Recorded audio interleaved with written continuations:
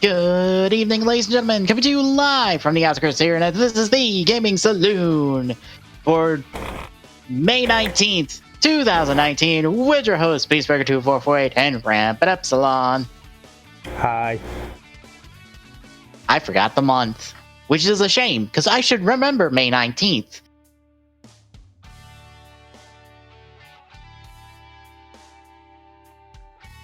It's a wrestling thing. Okay. It is a dumb wrestling reference that only someone like me would make, because that's a part of the wrestling that I watched when growing up. So, yay. Well, we got a short-ish week to talk about, because not a whole lot, but we're getting closer to E3, so. Yeah. The only stuff I really saw that it might have been interesting to talk about was what is confirmed to be there and what is not confirmed to be there. Which is more or less okay, cool, that stuff's there. We really wouldn't talk about that until it was literally before E3.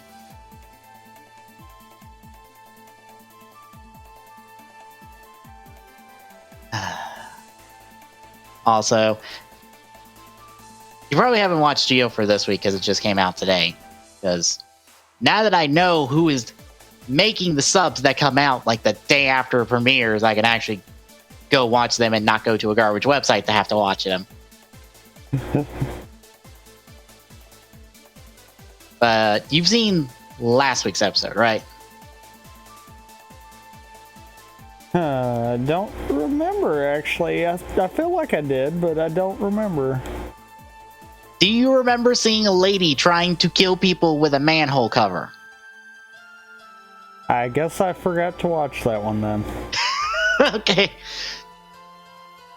So you have not been introduced to Sogo's first love that he met for 5 minutes when he was a kid? Apparently not. Okay, then. You are in for a treat when you get to that in the next episode, because apparently her legitimately killing a person with a manhole cover has been turned into a meme in Japan. And I do mean... What? It sounds about right. Yeah. For that to be turned into a meme. Yeah, and I saw, I believe it was Tom Constantine on Twitter being like, oh, we should get Toshiki Inoue back because these two episodes were great. And I'm like, no, please. These weren't good. Are we comparing it to the rest of Geo? Because I could probably then say, sure. I don't know. This felt pretty bad. Did it break its own continuity? No? Then it's better than most of what we've gotten out of Geo. No, but how about you feel about a future writer being pointless and not really getting anything out of him, and a forum change that doesn't really get a proper debut? I refer back to my last statement. Because Ginga is... I am willing to overlook some stuff if it at least doesn't try to break continuity within its arc. It does have... it does have a couple stupid things that are related to Kiva, only because I know Kiva, and I'm like, what the fuck? Yeah, but I'm not counting the show's continuity getting broke. Yeah. Because if we're honest on that, then I would hate every episode, because... Yeah. They've not done one show justice so far. Maybe the Ginga ride watch, but Ginga feels so tacked on to both of these episodes that I just throw up my hands and go, fuck it. Inoue did not give a fuck about Ginga, so Ginga is on the back burner the entire arc. Because I can't even tell you one thing about Ginga, because we got nothing about Ginga in these two episodes. And by the way, I believe he's dead after these two episodes. I think. Yay, question mark? Well, I say that because Schwartz said he fell out of a hole in the space-time continuum, and I go, What? So he's from the future, but none of you know when? And also by killing him, you power the Ginga Ride Watch? Whatever. At this point, every future rider has been created differently, so fuck it, make it a 4 for 4. Pretty much, yeah. Actually, no. Kikai and Quiz are kind of similar, but Kikai's origins don't make sense. But, gotta hit the show. Also, in my quest to figure out why do people like the show, and by extension, Heisei Generations Forever, I ended up on the Reddit for Kamen Rider. And you know what somebody... I will tell you this. You know what somebody said about someone that doesn't like Geo? What?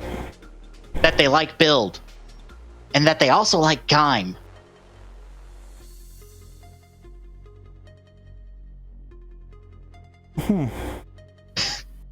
I think that was supposed to be an insult. And I couldn't help but just look at that and go, so they like different shows. Specifically these ones. Are you trying to insult him? Because I'm confused on what your insult here is. Unless you decide to elaborate on it. Yeah, I don't know. I don't get it. I think I'm just seeing, from what I keep seeing from different people's views on it, most people like the last 20 minutes of the movie, but don't like the hour 20 before it. But because that 20 minutes is so good, apparently everyone likes the movie then.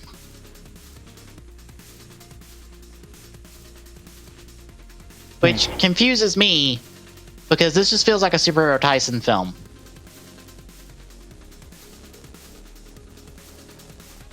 Like, not necessarily beat for beat, but the feel of it feels like a Superhero Tyson film, because it's just as nonsensical, just as confusing, and all the writers show up at the end to do stuff. That is every single one of those movies.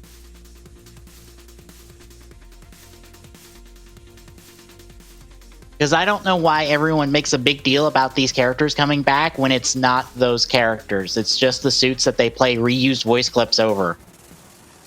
That's it. We don't get interactions. We don't get characters. We just get suits punching other suits. And I'm not going to give credit for that, for saying, oh, look, they got X Rider back, when they didn't. And also people bring up the metatext. And I feel weird by going, DuckTales did some really good metatext in their episode for introducing the new Darkwing Duck, like 2 days ago. And that makes sense with the metatext, because the metatext is given like context within the universe. And it's not just metatext to be metatext.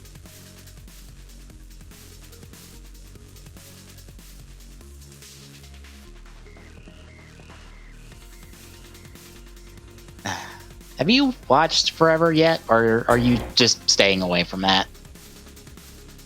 I've not watched it yet. I might at some point, but I've not watched it yet. I figured you would just be fed up with it after having to rewatch 3 Tyson films recently. Of just like, no, I'm not watching this. And I do not blame you. I mean, I'd be willing to at least give it a shot. But, I don't know. I just don't get why people like Geo, because everything should say that the show doesn't work and it's not good. But people keep saying the show is good, but people aren't specifying why they like the show. Because it's like good. I was listening. Well, I was listening to a podcast, and a lot of people who wrote in and talked about Geo said it was fun, and that was it. They didn't specify anything about it, and I'm like, what makes it fun? The fact that it's basically just not trying? I mean, if that's what people are looking for in a writer show, then yeah, this is probably a good one for them. Yeah. And I'm sorry if someone likes Geo and it offends them. I am sorry, but when it clearly is not trying to be a proper anniversary show, and it can't even follow its own rules, how is that a good show? Yeah. Like, I would not give it any kind of marks against it if it was just it wasn't following the shows it's trying to reference. But the fact that it can't even follow its own guidelines is where I'm like, yeah, no, how do you think this is good? What are you doing different than I am to think that this is good? Yeah. And I don't think, like, most of the tributes have been that good. I think maybe three. I would give them slack on that if they could at least hold true to the show itself. Yeah. I mean, are the tributes good? No. Does it do every show justice? No. By no means. But I feel like the biggest problems that I'm starting to see with it late in it especially is the fact that it can't stay true to the guidelines that it's set up at the beginning. Yeah. And it's like, okay, if you can't even follow your own rules, what's the point of me even really trying to watch this show? Yeah. And like, the character work hasn't been good either, because these last two episodes, Soku is so insistent on this chick who, might I remind and say again, murdered a woman with a manhole cover because she was dating a guy that I guess she wanted. Like, she's innocent in all of this, the person she murdered. So like, it is a cold-blooded murder with a manhole cover. And I don't know why Sogo's so focused on, like, trying to redeem her or save her, especially after he witnesses her kill 3 more people in the series, in, like, the proper episodes. I don't understand Sogo's motivation. I don't know why I should be rooting for him. Nor do I understand this crazy lady who all she does is walk around, declare people guilty, and try to murder them. There's nothing special about her. Really. Outside of her obsession with manhole covers. Which is just the weirdest thing in the world. Which is more just a quirk. Like, I don't get her character outside of she is crazy. So I don't know why someone says, like, oh, she'll be memorable. No. Not really. And I don't know what Sogo's so hung up about her with. Like, if we knew more about her before these episodes, or like she didn't feel manipulating him the entire time, maybe. But I don't think she actually cared about him. Probably not. It just seemed one of those cases of, is this here for these 2 episodes and then it's gone by, like, next week? Which, of course, next week's Kabuto, and, like, one half of the Hell Brothers has been revived by time travel means, I would assume. Or God knows what else. And one of them is another Kabuto. So those 2 are back. And we also get Katak back, but no Kabuto, which... Can I give a quarter point for not bringing back Tendo? And Yeah, sure. At this point, sure.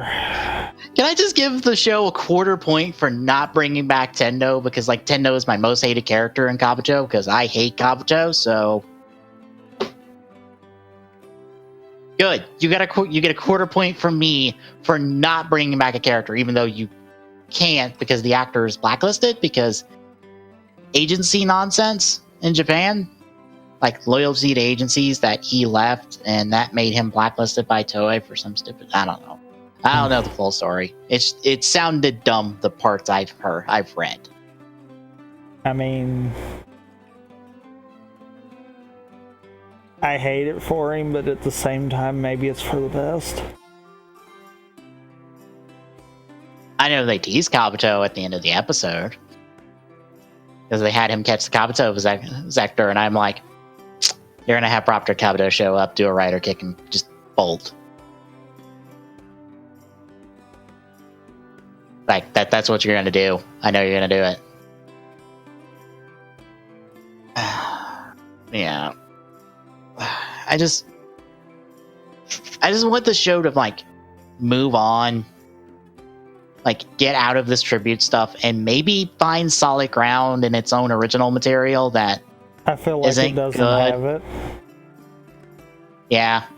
Like I'm feeling like we wound up with an entire season that they had to basically pad as opposed to just the last part of the show like we've been getting. Well, it doesn't help that the main writer for this, who is the writer for Ninja, he did a lot of plug and play in that show in terms of plots and stuff. So I kind of feel like this is what we're getting. We're just getting a plug and play of just like, oh, we need these tributes here because that's when the actors can show back up. And the writing is having to go around and about for that instead of trying to find a way to make these tributes organic and matter to the show, like the Agito one. Like, that's the exception, I feel like, to tributes instead of the rule. Which, also, has Tsukiyomi used her time power since then? Because I don't think she has. Probably not. Because I don't think she has, which makes me shake my head because, of course, you give her Time Jacker powers, and now she never uses them. Again. God damn it. Ugh.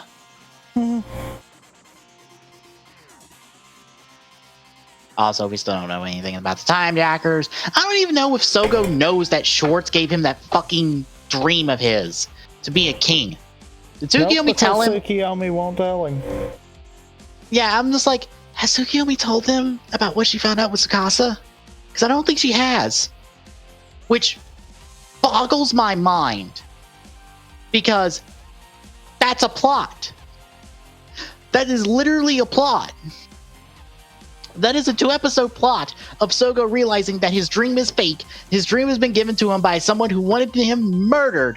Or God knows what else wants to be done with him. It's not his. And him trying to find a way to reclaim his dream, that dream as his own. Which is billed, but that's beside the point. Because that same thing is kind of an overarching theme of build.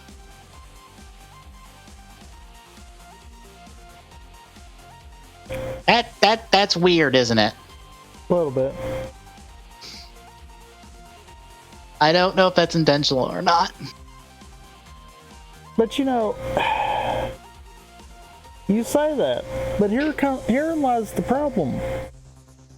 Geo doesn't know what it wants to do. Like, you can tell from the writing, they don't even know what they want to do. They're just throwing ideas at a wall and seeing what sticks. Yeah. Why?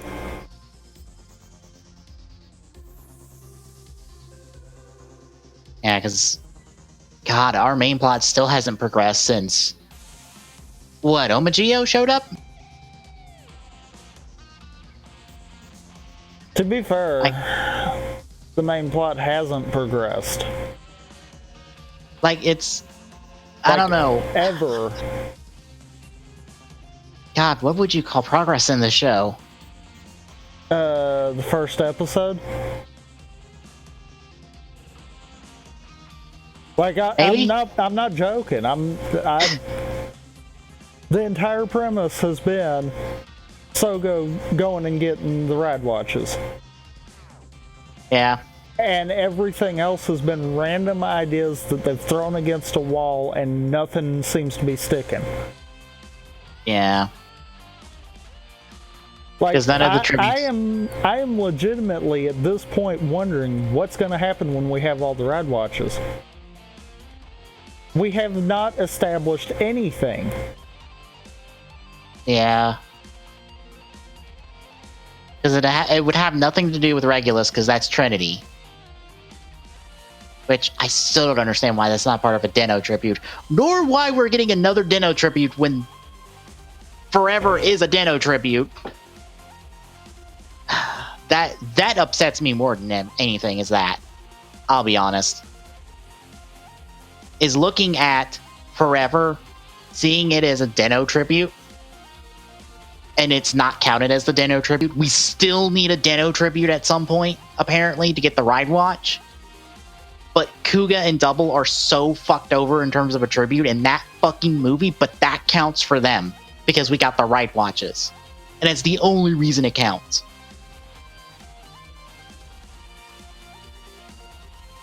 Because Kuga got nobody from the original cast back.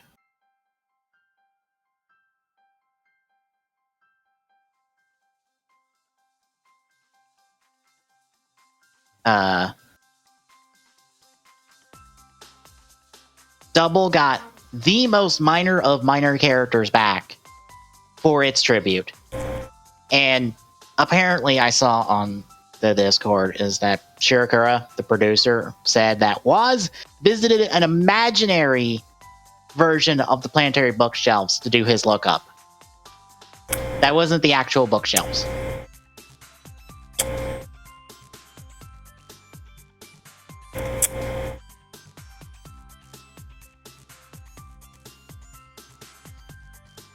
So that's actually then an even bigger slap in the face. Yes.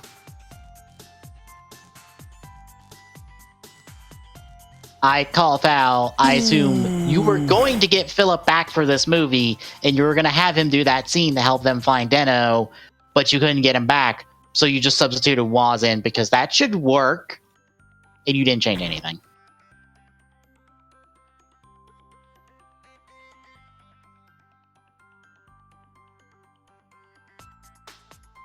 That's just my thought.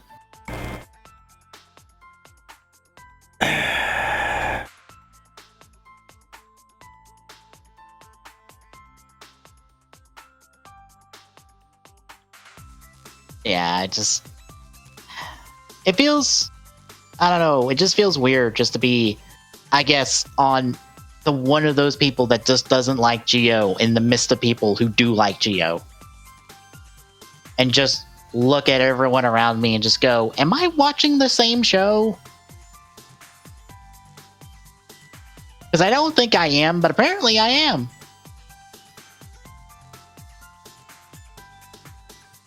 Because that's how it feels.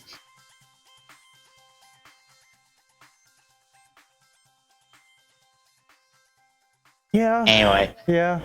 Because, I mean, like I said, I probably would be on the side of liking the show, not so much because of it being a anniversary, but just because of it being a different take on it kind of deal. Yeah. If they could even follow their own rules. Maybe all the superhero Tyson films have burned me on the idea of tributes. Because I thought, go.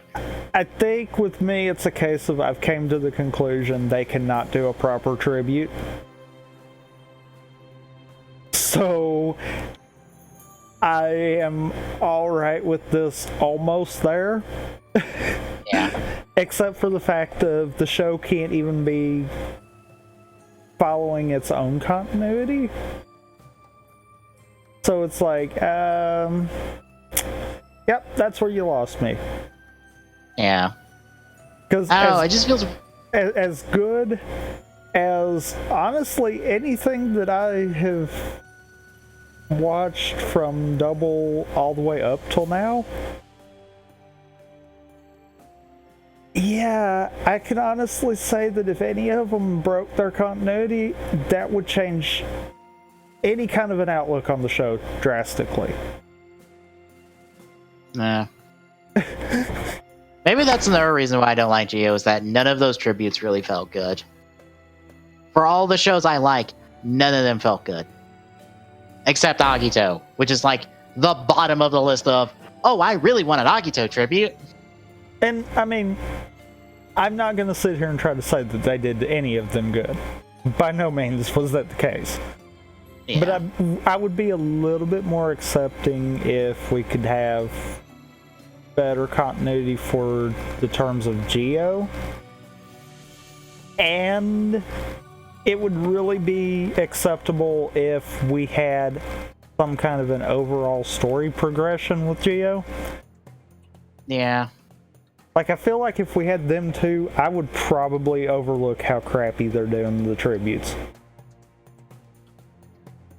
Yeah, I probably would too, maybe. But it's a case of we don't have that. Yeah. And it's like, this show could be so much better, but it's not. Yeah. Just feels weird because I've watched Gokaiger and that had good tributes, as far as I know. Considering I'm not that in tune with Sentai, but I feel like those tributes were good because they informed the characters, formed our cast in those returning characters, and to some degree, like it all had a purpose and a meaning for the tribute outside of, hey, this character showed back up. So I don't know. I don't know what changed between Gokaiger and now.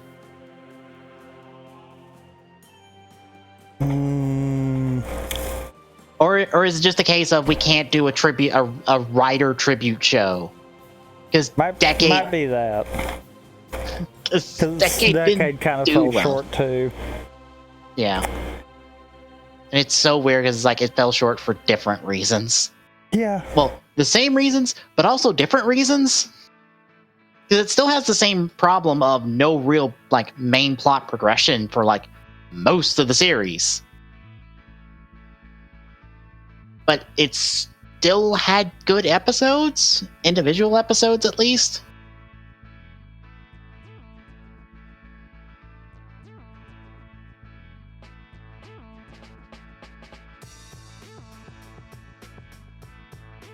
Oh. Anyway. Tell me, what have you been playing these last couple of weeks? Talk about something that's not a shitty writer series. Well, honestly, outside of what we've streamed, I've really only been playing Tetris 99 and Fortnite. How do you like the Game Boy theme? I kind of like the classic one better. You're not the only one. Apparently, a bunch of people have said, all right, it's 100 points to get the theme. How many points to get rid of it? Well, that one's easy. 0. Just don't get it. Yeah. Like, I sat today and I went ahead and got it. I'll never use it. Yeah. But it's one of those, I can say I got it. I like the music. I don't care for the look. It probably wouldn't be as bad, I don't think, if it was just like the framework and it was the regular colors for the blocks and everything. Yeah. I don't think that would have been as bad. Yeah.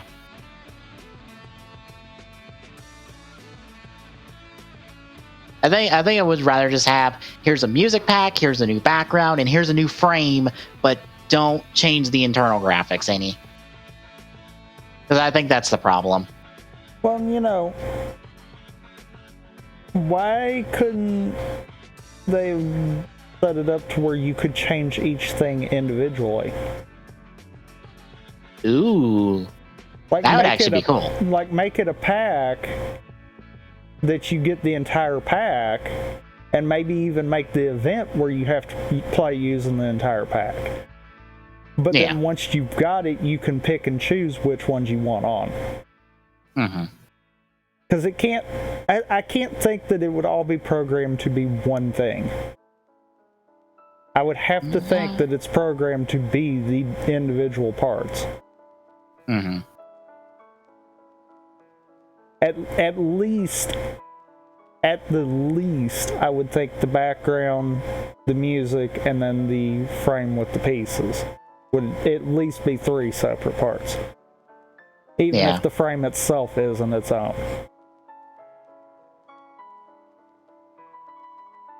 It's one of those, I just feel like maybe that might be something they need to think about down the road. Mm-hmm. Especially now, you know, we've got paid DLC. So now they're making money. I would assume they would get a cut, or like some percentage of the online subscriptions for it. I would have to think so too, but I mean, they're making actual money going to them now. Yeah. It's one of those, now would be the time to implement something a little better. Have you rated the Fortbytes? Because internally in the game, like I came out of the game, and it asked me, out of 5, how do you feel about the Fortbytes? It hasn't asked. And it asked me today, kind of randomly.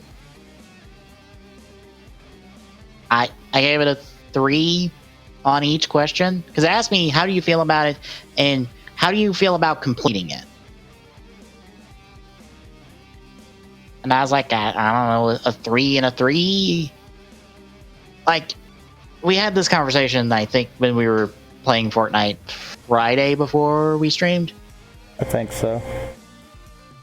That, I don't know. I think there's too many Fortbytes. There's too many just go here, do a thing like any of the weekly challenges would be. And otherwise, it's just like battle pass completion tiers and how many games have you gotten a top 10 in. Which I think those are fine, because those are progression. The others are just, all right, what is the daily today? Like, it's just another daily. Yeah. When we already have dailies. Probably also doesn't help that Fortnite has a weird reset time. Like, doesn't it reset at like 3 or 4 o'clock in the afternoon? Is it afternoon? I believe it resets. Like... Oh, I think it's like 7 Central at like night or something like that. Yeah, it's like, it's weird. It doesn't like reset in like middle of the night. Okay. That way it... I'm gonna say this. Using UTC. Okay. I just find it weird that the reset time is so late instead of being like either middle of the day or like in the morning. Granted, I think the Fortbyte challenge is like cycle like in the morning at like 11 or something. Wouldn't surprise me.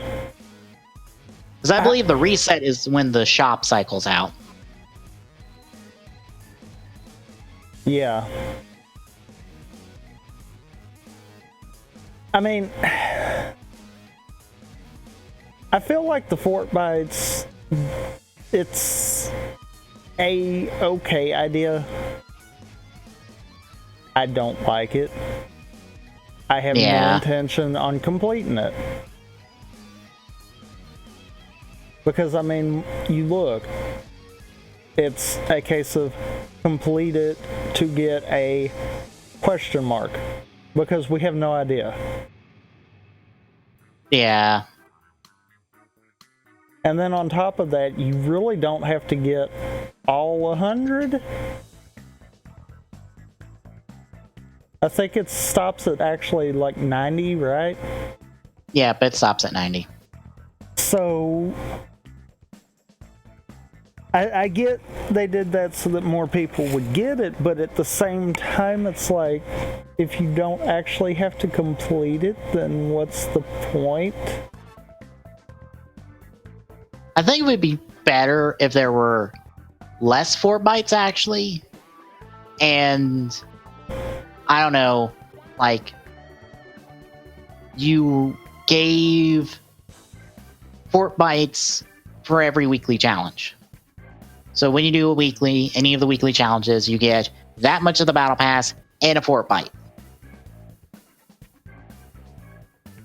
And instead of getting like, or you know what they could do, if they were dead set on leaving it at 100, there's what, 7 challenges per week? Yes. Well, I think technically 8, but one of those is completing X amount of them. But make, say, completing 4 of those give you a Fortbyte, and then completing all of them might give you 2 additional ones. Yeah. If you think about that, if you do that over the course of 10 weeks, that's 30 of the Fortbytes right there. Then you could do other stuff like reach tier XYZ, and that could tie in some of them. And it was like I was saying too, the ones that you have to go somewhere, why aren't they tied in with the dailies? I mean, not the dailies, the weeklies that we already have. Yeah, that's the weird part. Like, why aren't some of them like directly on top of weeklies?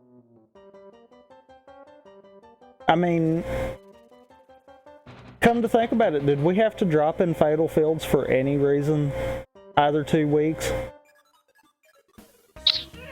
I don't think so. And that was there was a Fortbyte there since the beginning. I mean, that's a missed opportunity. Do a weekly where you drop in Fatal. You had to go there once, actually. But it was just land. And that was like stage 2 of a challenge. So then that would work for that. Yeah. But there's another one too, wasn't there? There's like several. That it's like, why isn't there a land there? Yeah. Or close to there. Like, I feel like that was an oversight.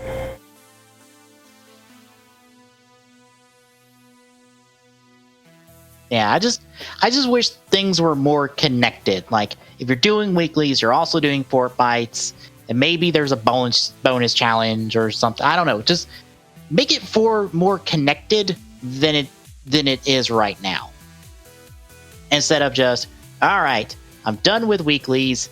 Now I'm just logging in to play one game to get a Fortbyte and maybe get a top 10 and then log off.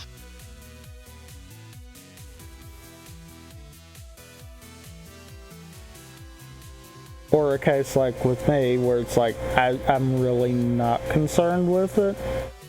I just more want to see how long I can carry that free battle pass. Like at this point, that's all I'm wanting to do, is see how far. And with how little effort. Pretty far, to be honest. Because I've carried, what? Yeah, but like you've 3 also battle passes? ramped up some of your playing of it. Yeah. But still, that's 3 battle passes from me for the price of 1. Yeah. Like 100% completed. So. And I'm wanting to say so far, this season has probably been the most I've played. Like, for as early in the season it is.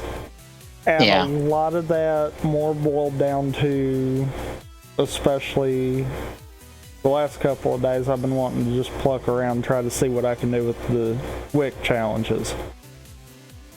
Yeah, I got a 3rd place in that yesterday, I believe.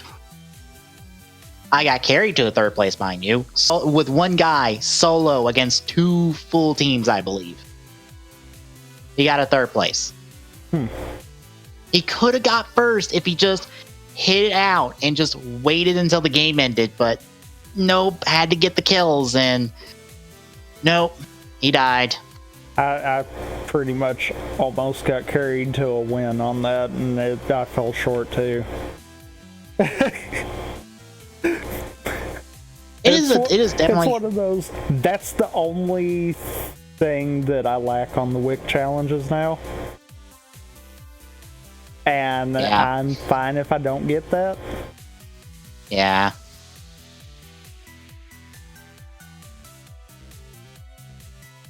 I have played more Hyrule Warriors because I swapped out what was in my Switch at the moment. I've noticed the last few times that I've seen where you've been on, that's the game that you've played. I'm mainly just on the master version of the original Legend of Zelda map, because that's where like most of the characters' level 3 weapons are. And I've been trying to clear that out and get access to those. Not necessarily get the weapon depending on the character, because I'm not that good nor have that far leveled up some characters over others. So some of those levels I'm not getting the A ranks on to get those level 3s. Because I think for almost all of them, you have to play... No, for all of them, you have to play as that character in that weapon. So if you have neither that character level up that good, or that weapon, you're kinda screwed. Which, for my case, is several characters, in fact.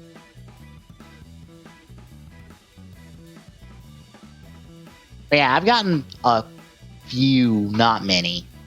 But I'm mainly just clearing access, and I went to the Master Wind Waker map because I wanted to get all of Linkle's like first like section of badge stuff all maxed out, but I need a bunch of Skull Kid hats.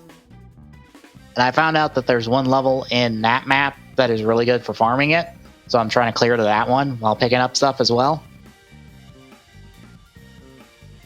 Because I'm sorry, Linkle is too goddamn good in this game to not play. I mean, Linkle is best girl. Mm-hmm. She really is. She's super good. But I did find out something extremely dumb, though. What? There is a Sonic Adventure 2 randomizer. No way. Yes. Doc streamed it at some point. I saw it in my viewing history, or like in the recommended videos, and I went, click. I must know. Well, let me see if I can get you the video so you can bookmark it for later. But it randomizes not just the levels in order, or the level order, it randomizes the order of cutscenes.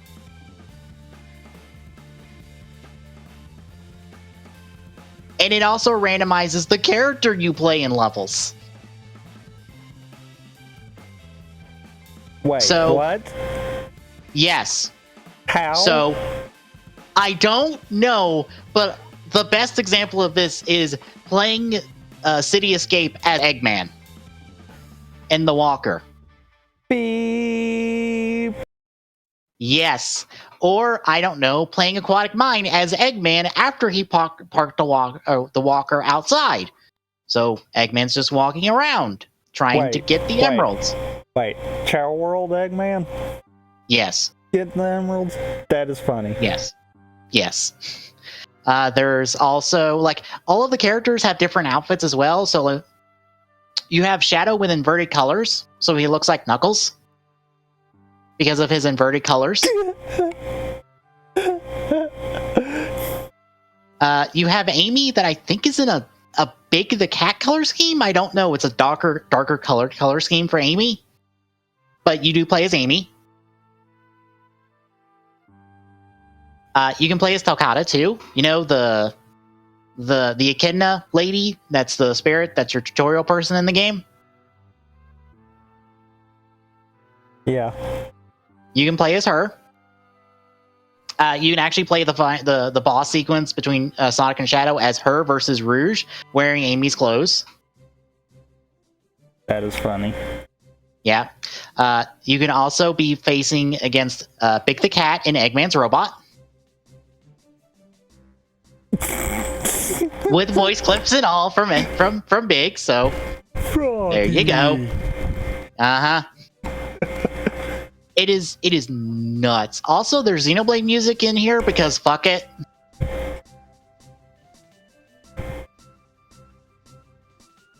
It is weird and dumb, and I loved every second of it.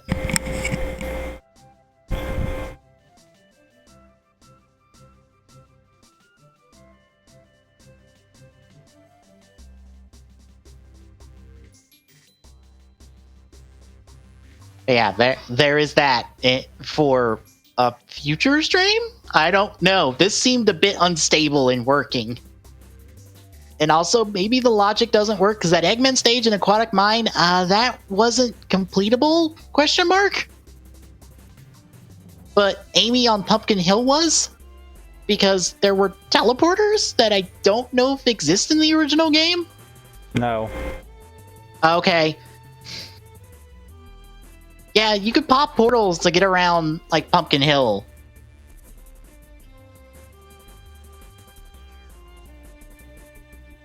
But yeah, this randomizer looks dumb. And it seems like the kind of randomizer I would be into, outside of it being Sonic Adventure 2, which wasn't that good of a game when we played it. I mean... yeah. Also, I can't defend it at all. Also, the opening has changed with some of the models. And one cutscene has changed. It is the Sonic and Shadow scene from the beginning of the game. Shadow is holding something very different, and I will not spoil that one, because that one is too goddamn good.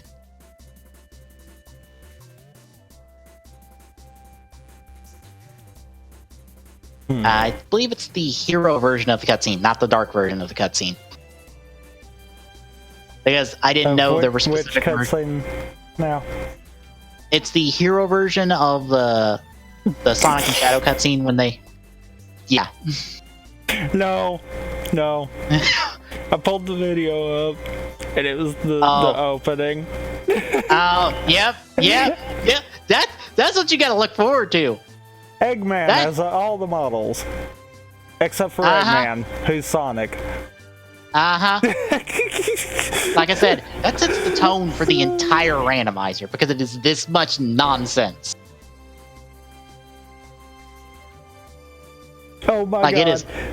And it's even better because they didn't fix the shadows. So when they do the cross at the end, it's the actual shadows.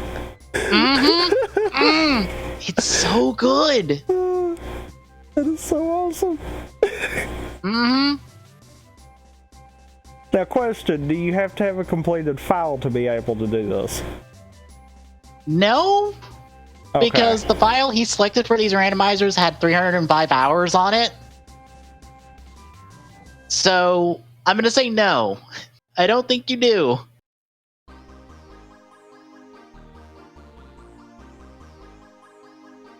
And where can I get this? I don't know. I couldn't find it. I don't think you linked it in the stream anywhere. I'll see if I can see if I can poke around tomorrow and find it, because this is too good to pass up.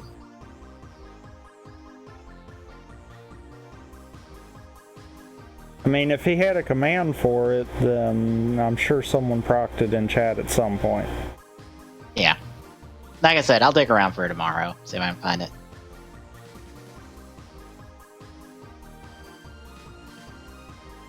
So, anything else before we talk articles?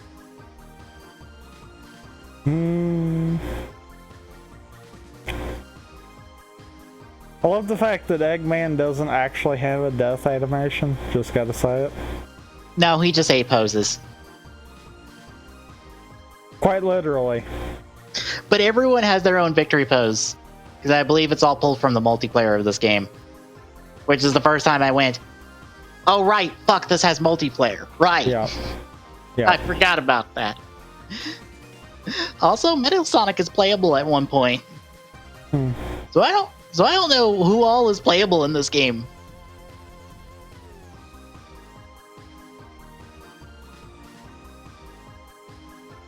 So does it randomize it each time you go into it, or? Yes. It randomizes every time you load the file. Ah, okay. I believe. I think. Yeah, I think you might be right, because he just went to Aquatic Mine and got the same Eggman by doing the exact same stuff. So yeah, I think it's based off of loading the file.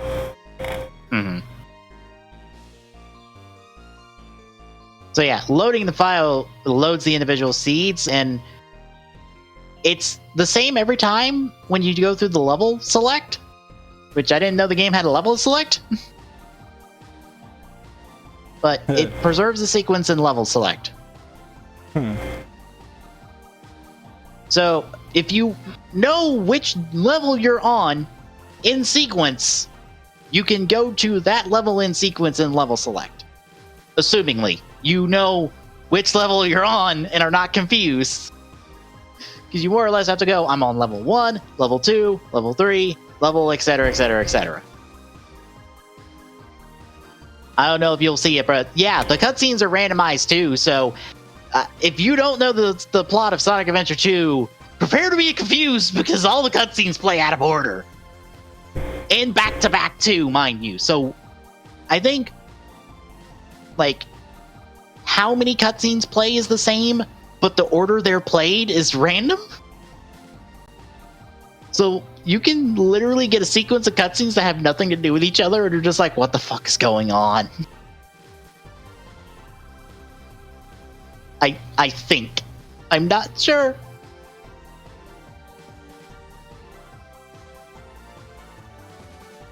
But shall we talk I found Mario it. Maker 2? Oh, yes. Yes. Hell Google yeah. search, someone had a video and it had it in the description, all the information. Yes.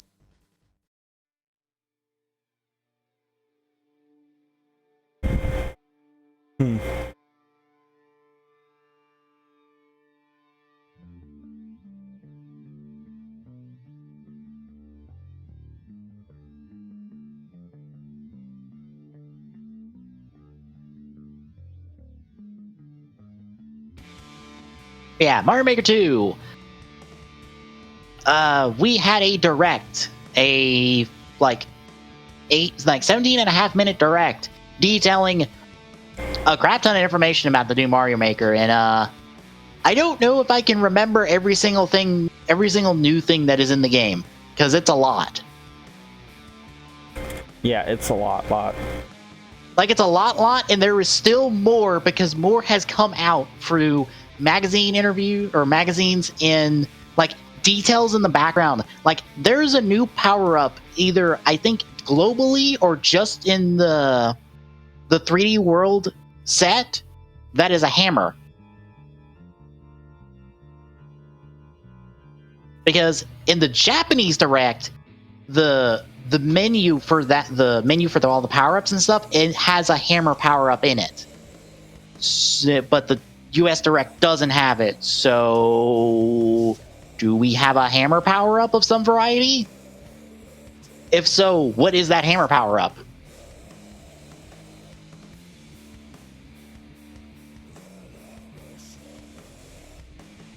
So I guess like the big stuff is we have a new play pattern or new like toy box essentially with 3D World that can't interact with the other sets. Like it's its own separate thing that you can't just swap in between while you're working.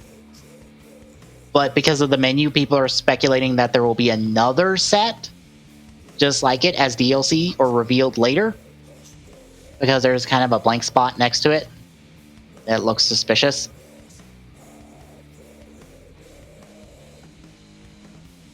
So people are speculating either an Odyssey, Super Mario Brothers 2, something else potentially. Yeah, I'm kind of curious on that too. We've got slopes. We've got the ability to control not just direction, but speed of scrolling maps. You can add variations of your maps depending on if it's daytime or nighttime, and it radically changes how it's played. The sun is here as an enemy. We have new enemies abound, especially in the 3D World sections. We got a car. We got co-op creation. We have 4-player co-op play, both in a race form and in a cooperative form. We have new ways of listing stuff, and as I've heard, apparently, you can publish a series of levels together as one thing. So you literally can create essentially like a world 1, 1, 1, 2, 1, 3, etc., etc., etc. You just can't create like an overworld for it, but you can like create a playlist and upload it, which is awesome.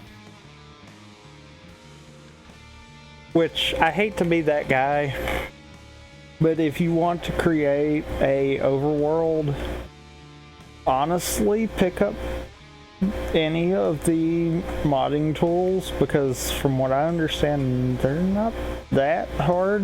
The most complicated part's figuring out how to get the ROM into it to begin with. Yeah. Because I have plucked around with the SMW stuff. It's not hard so much as it is trying to figure out how to get the ROM into it to begin with.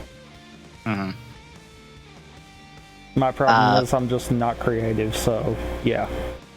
Yeah. We have a single-player mode where you're rebuilding Peach's castle and essentially playing a series of Nintendo-created levels to build the castle up and I guess maybe improve it as well while you're at it.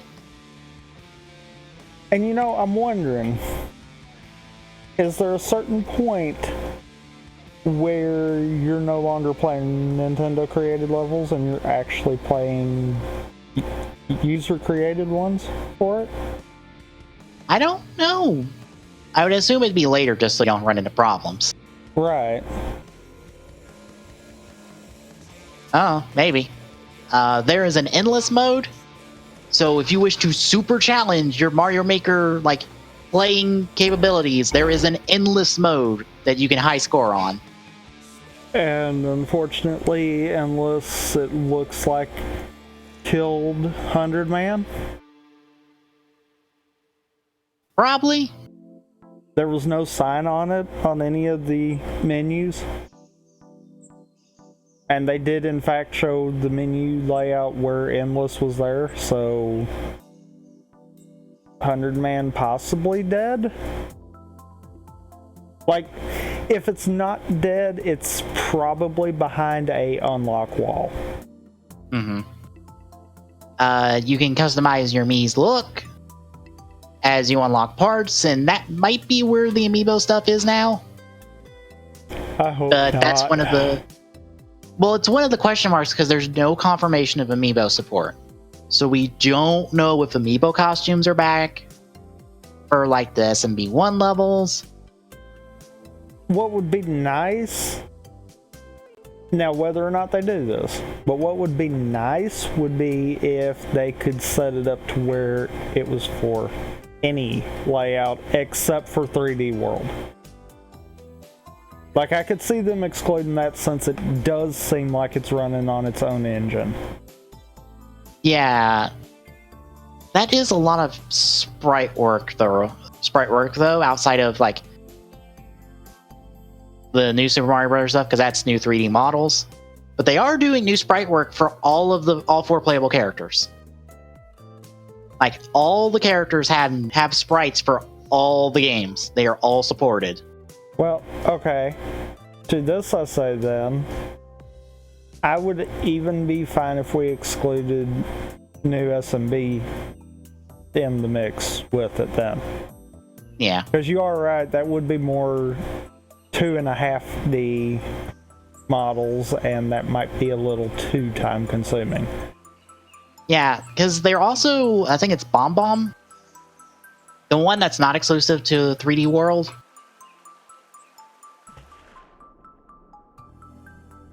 I think is that right? The one that run into you with its arms flailing, going ah. Oh, the Mad Lad, boom boom. Yes, boom boom. Yeah, he is. We've seen in the footage. Yes, he's in. I had to say that because I swear, in the chat, as soon as that came up, everyone on Twitch chat just did that.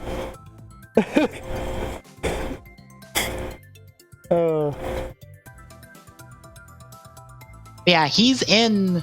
Like I think there's footage of him in the 3 tile set.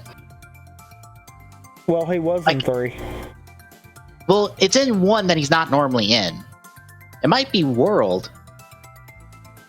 I think I'm thinking out of the tile sets we've got, World and SMB are the only ones. So it would have had to have been one of them two. Yeah, because I saw it and it's like, that's new. I've never seen that before, and that was Boom Boom that I saw. So like, even he's being like made new sprites to go back in games. So I wouldn't be surprised that they are doing that for a lot of stuff. So I could see them maybe supporting Amiibo with sprites in those 3, but not World and 3D, because those are models. Those are full models that they have to render. That's way more work. Like I said, 3D World, I can 100% say, yeah, there's no Amiibo support. Because that would just be too much work. I'm hoping it branches at least out of SMB and into 3 and World, but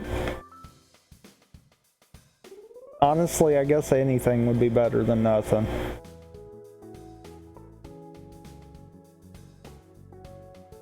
To be fair, it would probably be...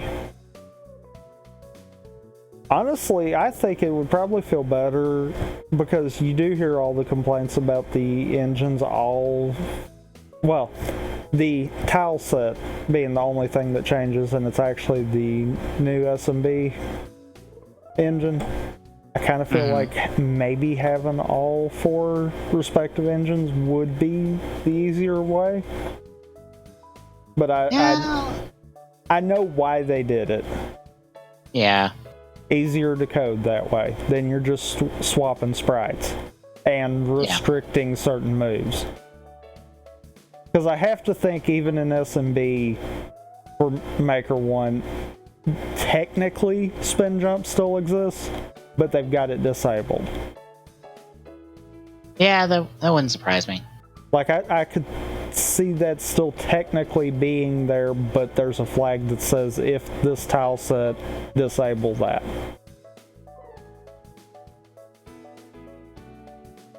Yeah. This all just looks really good. It makes me go, I might pick this up actually, as someone who actually never played Mario Maker 1. Oh, you didn't? Nope, I never picked up Mario Maker 1. Oh. I never got around to it. My big thing with Maker 2 is, yeah, we got multiplayer, but I was actually hearing a lot of valid point. There was 2 different points that it's like, yeah, we need that information actually.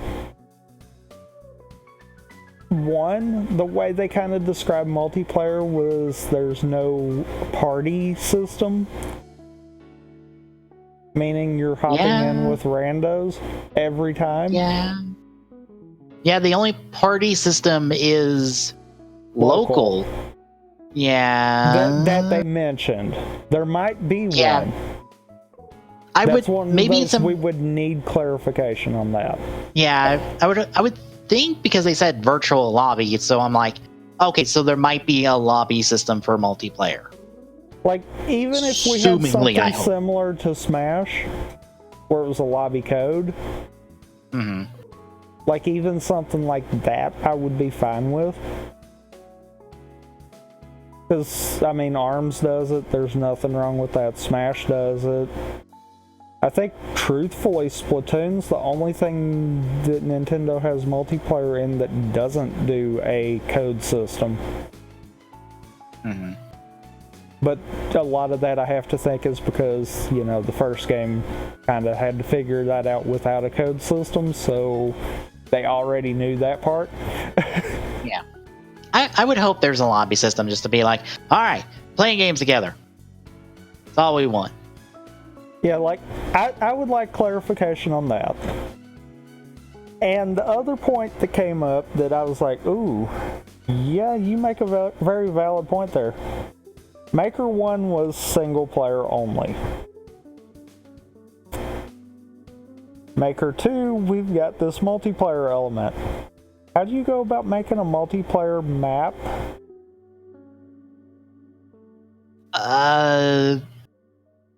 Like, it's one of those...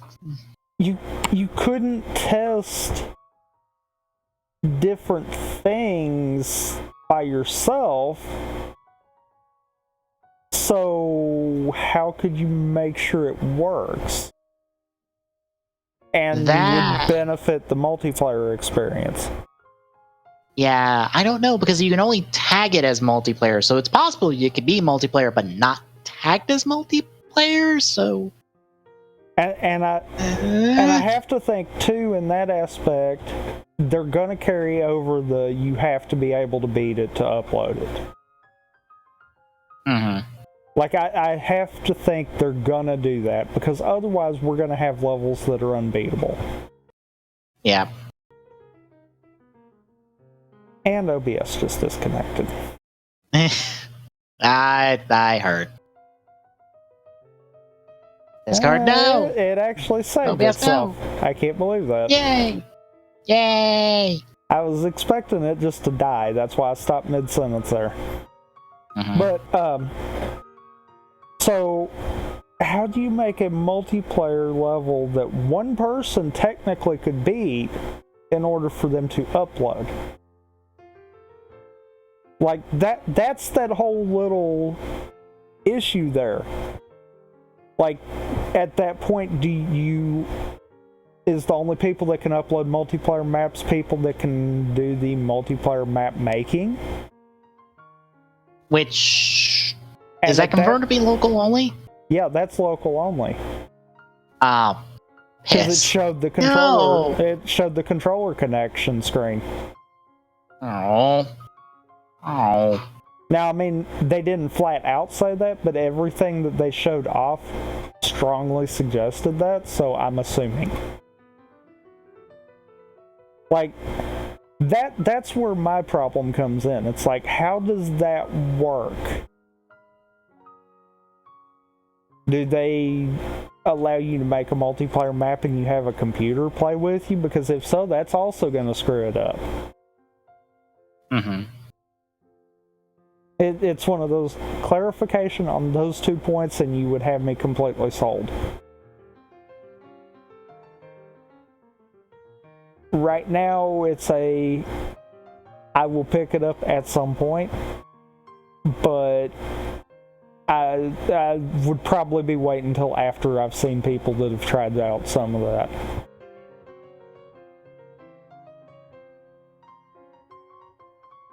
Meaning... probably like late July, August before I would firmly decide on that kind of deal. Yeah, I have 2 games, coincidentally enough, could be cheaper for me, but I kind of don't want the digital versions for their whole like bundle digital program thing that is a little confusing, but whatever.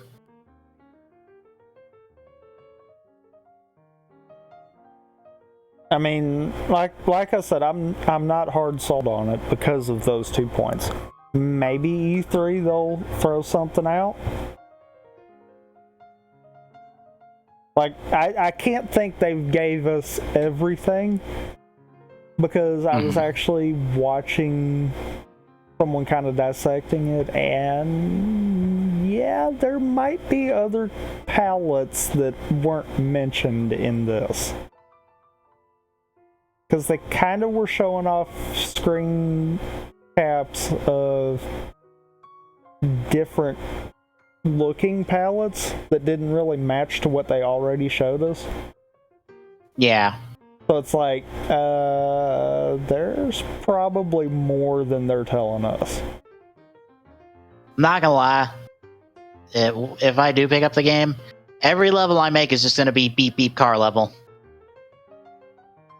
What dumb things can I make you do with beep beep car?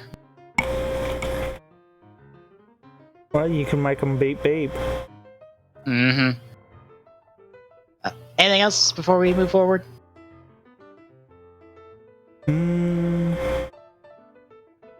don't guess so. All right. The next one, I guess, is more or less a chance to talk about Detective Pikachu, because I've also seen Detective Pikachu. Because game. So, mind the spoilers. I don't know. Have you seen like most of the trailers? Some, yes. Okay, so you've probably seen I don't know, like most of the big reveals outside of the plot, or most of the Pokemon reveals outside of the plot. Yeah, probably. Yeah. But yeah, the writers were talking about, or got to talk about them writing the movie and how they were starting on a spin-off, a really off-the-cuff spin-off instead of the main storyline like Red and Blue, and how that was like writing a Star Wars movie without a lightsaber or the Force. So I would say Rogue One, but Rogue One still has the Force in it. So I honestly can't think of a Star Wars movie that does not have either one of those in existence. So yeah, that is an extremely difficult task. Also talking about what they would want to do in the sequel, which is already confirmed, but it's not confirmed if they're writing it. And how they want to talk about like what it's like inside of a Pokeball.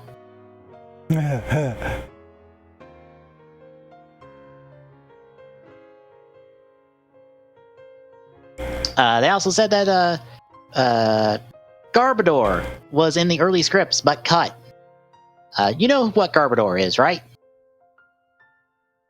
I feel like I probably do, but I don't right offhand. It is trash Pokemon. It is a literal trash heap that is a Pokemon. For reference, there's a picture from Bulbapedia. Evolves from a trash bag Pokemon to a pile of trash.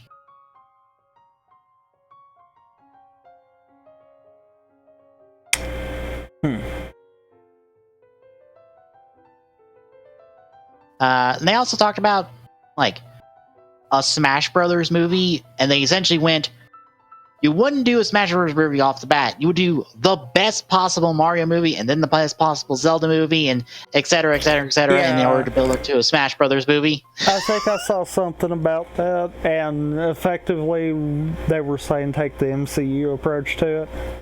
And I kind of agree with that. You wouldn't want to just throw your hat in the ring for that. You would want to kind of bring each of them in on their own. Yeah, because you're dealing with like if you look just like even like the original roster for Smash Brothers, like those are very different characters from very different like styles of story, and trying to like pull them together for one is like, that's a lot. And see, that would be something else that I would have to think that a good writer would also kind of be like. They would probably want to focus on the original roster. Mm-hmm. Get that established first, and then move on from there. Yeah, then build it out and do some really cool stuff. Because if you think about it, what's a lot of the additional characters? A lot of them are more tag-alongs. Yeah, you get a lot of your secondary protagonists, your like supporting cast members. Yeah. Like the deeper you go. I mean, yeah, you do get additional ones in there. Don't get me wrong, but a lot of what builds out of that is just building the supporting characters. Yeah. So I honestly think that would be the smart thing to do. Mm-hmm. And honestly, I would kind of think that would be neat to kind of have like a Nintendo Cinematic Universe kind of deal. Yeah. For lack of a better term. I guess to talk about the movie, and I won't delve into spoilers, it's fine. It's pretty good. It's not amazing because the plot is kind of, you kind of see it coming. There's nothing really surprising here. I would think, especially so. Yeah, I think it would be especially so if you've played Detective Pikachu the game and know that plot. Because I feel like this kind of follows it in the broad strokes without the too many specifics. Which, to be fair, that's kind of good. Yeah. Ryan Reynolds is good as Pikachu. I forget his name, but the guy playing Tim is pretty good as well. They bounce off each other really well. They're a really good partnership. The girl and her Psyduck are also pretty good as well. Just as you think this is this kind of movie, but it is not this kind of movie. But you are playing so straight about this, it's hilarious.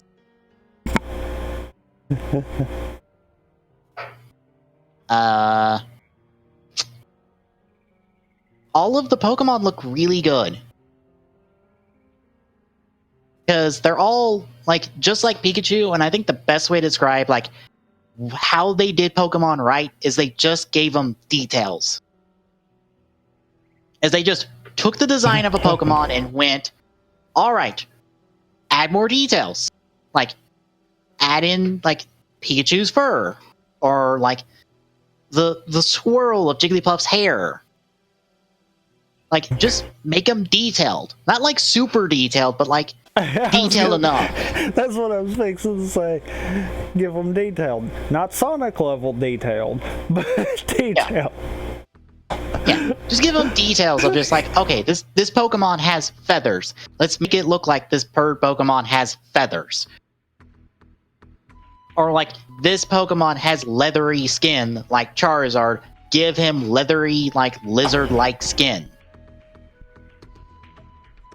It's more or less just a really simple, alright, this Pokemon is based off this. Give them details representing that animal to kind of ground them. There's nothing really, like, kind of about any kind of references they do. They're kind of just hilarious and funny when they get thrown in.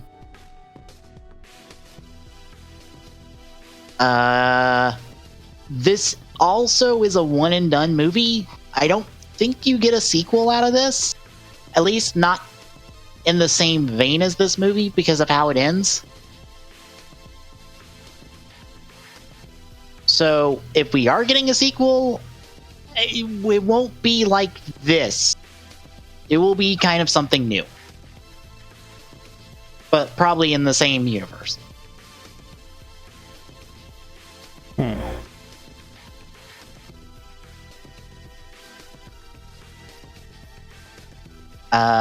What else? Bleh. You get... I can't say specifically, because I'm not even sure, but it does feel like you get Pokemon from just about every gen, I feel like. I want to say the only gen that isn't represented in this game is like the most recent gen. Maybe. Because bear in mind, when I say that there are Pokemon in this movie, there will be just Pokemon in the background.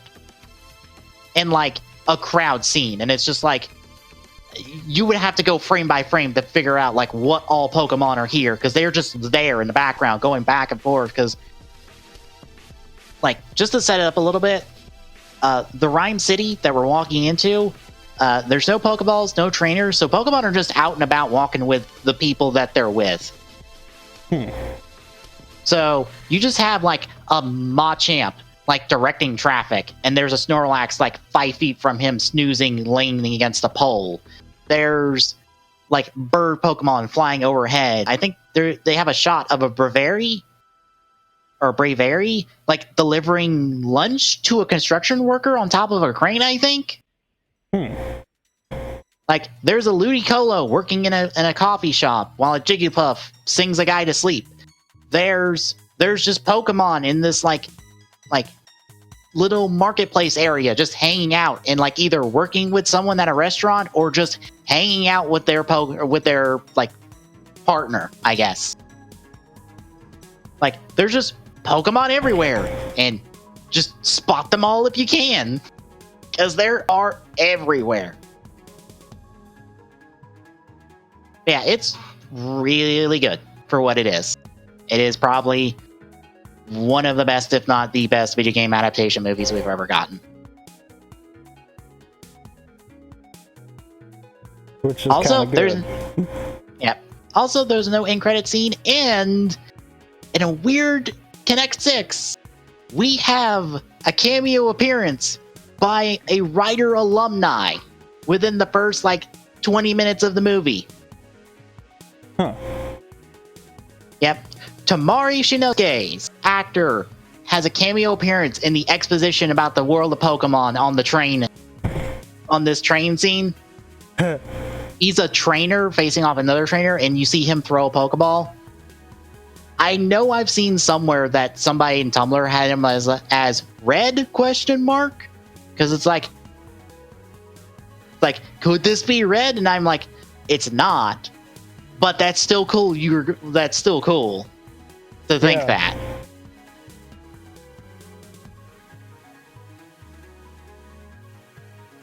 So yeah, you have a writer alumni as as a cameo in this movie, which I was looking out for it because I knew beforehand that he did film a cameo for this, because I saw pictures and everything from when they're like, hey, he's appearing in this movie.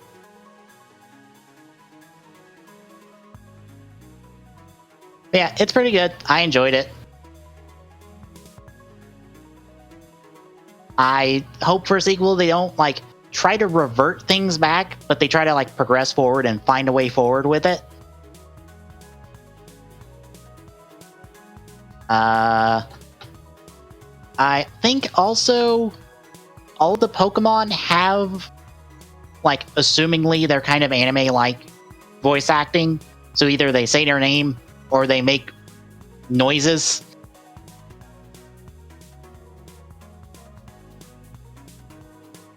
It just depends. But yeah, any specific questions about what might or may not be in the movie? Nah, because I'm going to kind of wait till I watch it. Also, since I went with my dad, I got 2 packs of trading cards because you get a free pack of, I think, 3 trading cards for the Pokemon trading card game when you go see this movie. So, it might be just 2, actually. I have trading cards that are Pokemon from this movie as trading cards.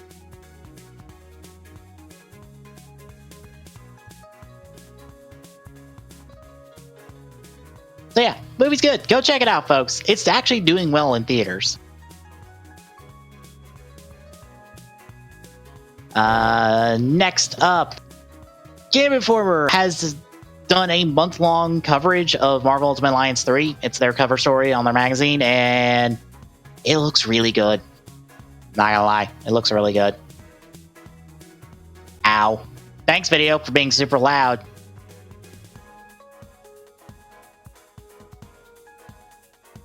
Yeah, I think I've told you off stream about some of it, but I think some of the highlights from this are this isn't really connected to either of the other Ultimate Alliance games. This is more or less kind of a reboot of the series.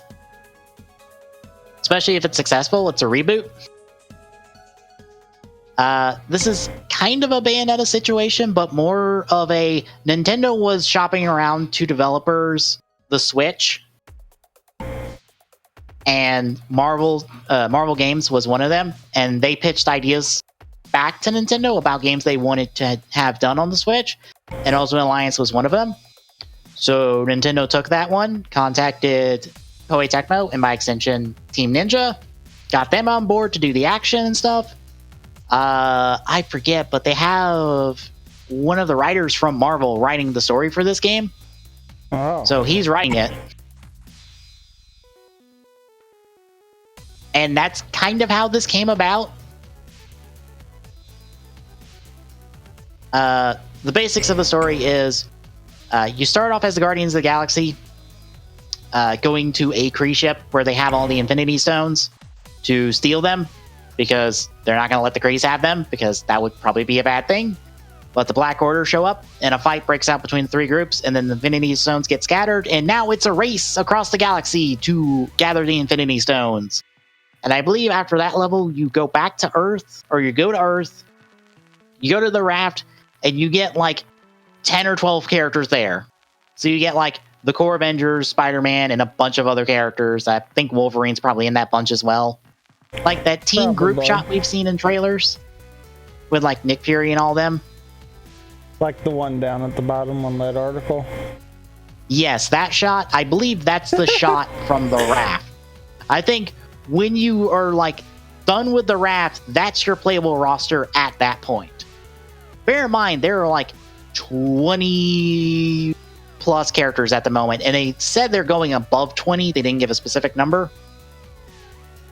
But they've already confirmed, like, outside of this starting roster, Spider-Gwen, Miles Morales Spider-Man, Kamala Khan Miss Marvel, Hawkeye, Captain Marvel, Carol Danvers. Pretty much just, like, we've got people from all corners of the Marvel Universe, except the Fantastic Four, and Nintendo were cagey about confirming that, so we might see them in the game. Potentially. The gameplay footage you've seen, like, has the HUD and the effects turned off, or the damage numbers turned off, because you can have it turned on to where you get damage numbers, which kind of clutters the screen, which is like the only complaint I've heard, especially from Game Informer, is that the screen it's a bit chaotic.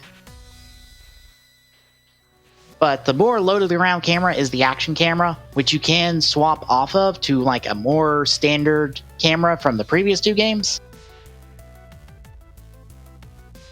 Everyone has their supers, and they also have like team supers that you can like team up with another character and do like a combo super. So like Thor and Storm can create a like electric tornado. So kind of like the team up moves from Ultimate Alliance 2. Also, you can have all four characters pop their specials at once. So they all do their individual specials together for a crap ton of damage. Other than that, everyone's got like the same kind of setups they've had in previous Ultimate Alliance games. You do have team bonuses from the previous games, but they can stack on top of each other. So if your set of 4 characters qualify for like 2 team bonuses because of how they're made up, you get both bonuses. You don't just get one or the other. Oh, wow. There is a skill tree for all of your team, for all of your characters, based off the Infinity Stones. So you can get like extra power or extra health or extra whatever in this kind of skill tree, along with individual characters having their upgrades and ISO 8, which is the equipment for the game, that will enhance certain abilities and stats and stuff. I'm trying to remember what else.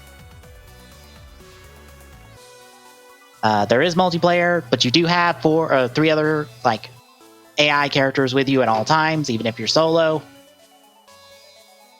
I think the multiplayer might be drop in, drop out. I'm not sure. Be nice if it was. Yeah. There are also like little, I wouldn't say side missions, but like little, I guess they're side missions that you can take to like level up characters and get extra equipment and stuff. They'll just be, hey, refight these bad guys, or go refight this boss you've already refought, but with a different team now, because you picked a different team than the one you were required to take. So like you can refight the boss from the first level, Ronin, with not the Guardians, because you have access to more characters.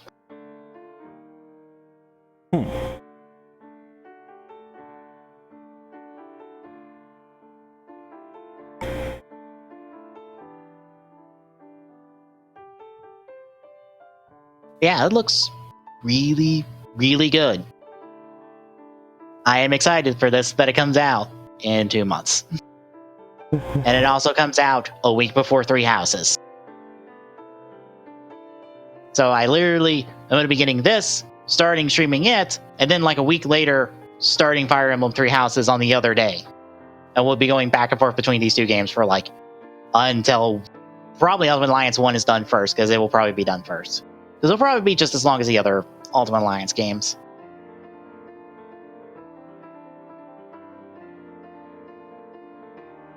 It also looks good too. I don't know if they confirmed what, like, the FPS wise, what it's running at. It might be running at 60. But I would not quote me on that. I would go quote Game Informer on that if they actually said that. What do you think? I'm kind of interested in it, but I'm also going to kind of wait it out and see, too. Mm-hmm.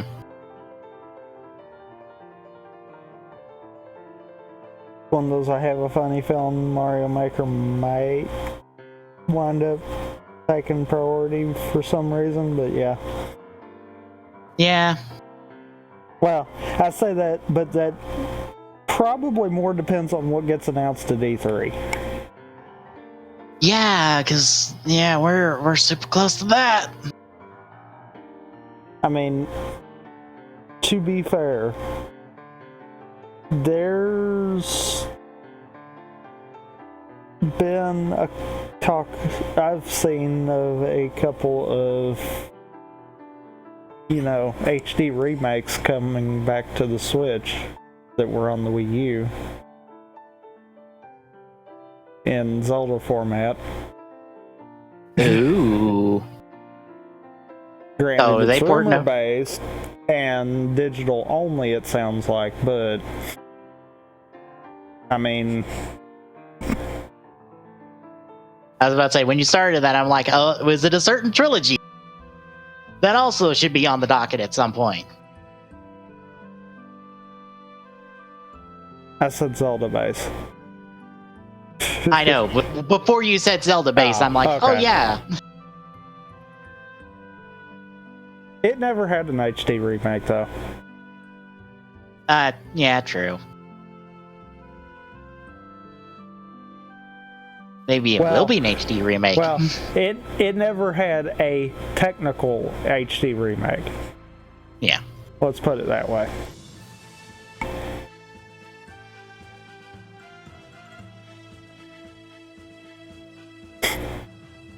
I mean, I hope that the Metroid Prime trilogy gets announced at E3. And part of me also kind of hopes that Nintendo don't go, yeah, we're releasing this, and oh, guess what? You can get it right now. Because they're bad for doing that. Oh, you don't like shadow dropping the shadow drop of stuff? You know, I do when it doesn't break the eShop. Just saying. They have a bad habit of doing that. Mm-hmm. A really bad habit of doing that.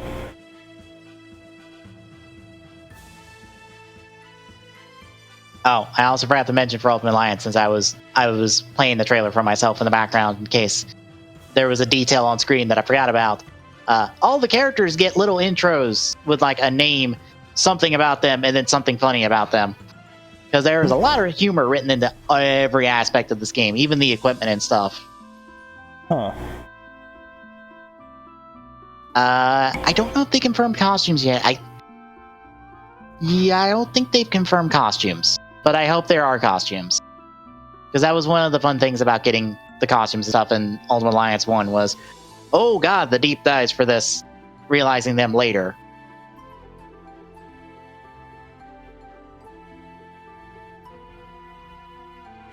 But, anything else? No. Alright, last up, PlayStation did a second State of Play! And there's only like a couple highlights from this. So, first and foremost, I'm just going to go down the list here and we'll get to that third one at the end, because that'll probably be the only thing to really talk about.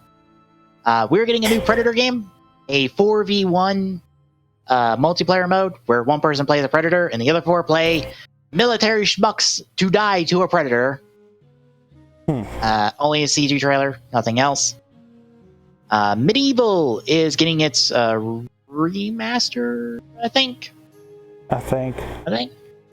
Yep. It's coming out October 25th. We had a new trailer for it. Which, that's kind of cool. Yep. Away, the survival series was shown off, which is would you like to play as a flying squirrel and try to survive being in the wild as a flying squirrel? Yes, then this is the game for you, because that's what it is. You are a cute flying squirrel trying to survive, and from the wording, I guess it's an anthology series, so you get to play as another cute animal trying to not die.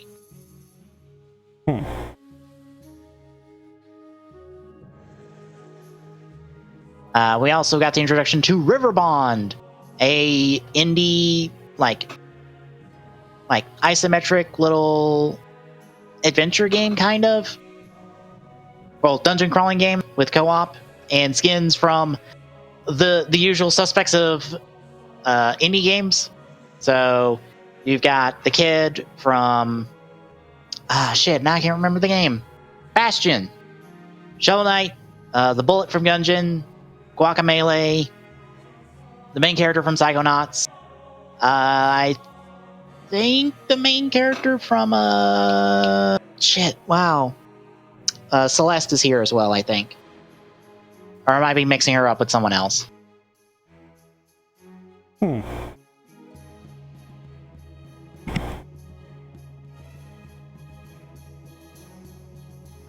And second to last, Monster Hunter had showed off more of its more or less like DLC expansion, Iceborne, which is just, alright, here's a brand new map, here are more creatures to hunt, here's a new rank, here's new missions. Like, they showed off a giant deer monster that like digs up rocks and throws them at you, or like knocks down trees, picks them up and throws them at you.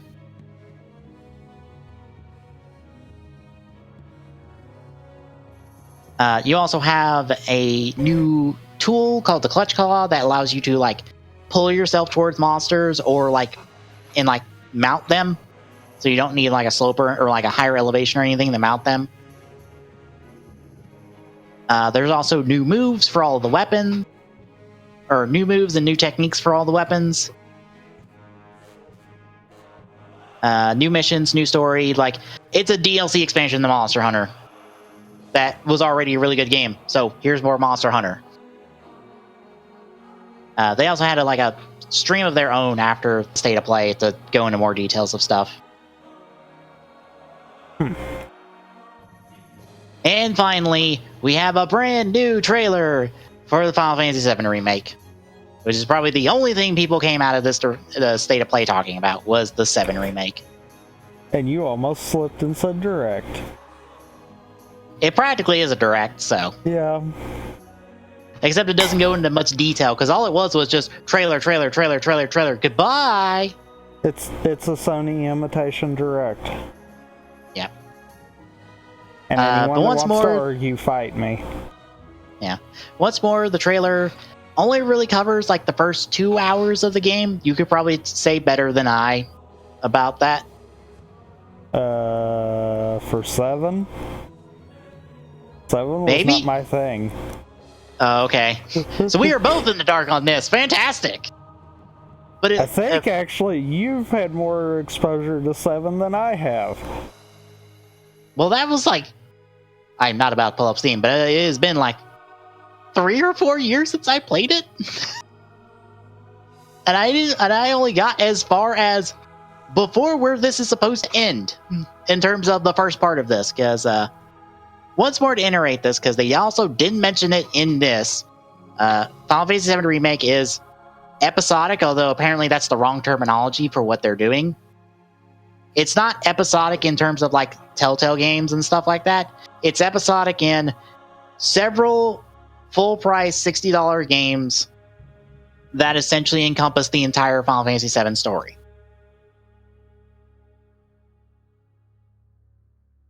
That's what they're aiming for.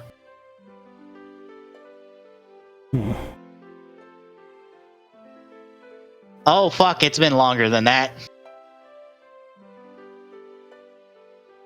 It's been 6 years, and I only played 7 hours. That is 7 hours more than I have. Yeah.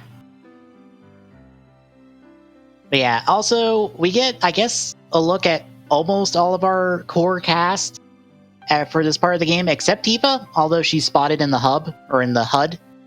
So I don't know why. The combat looks like 15 combat. So if you don't like 15 combat-wise, you're not going to like this combat-wise, because it's the same style of combat.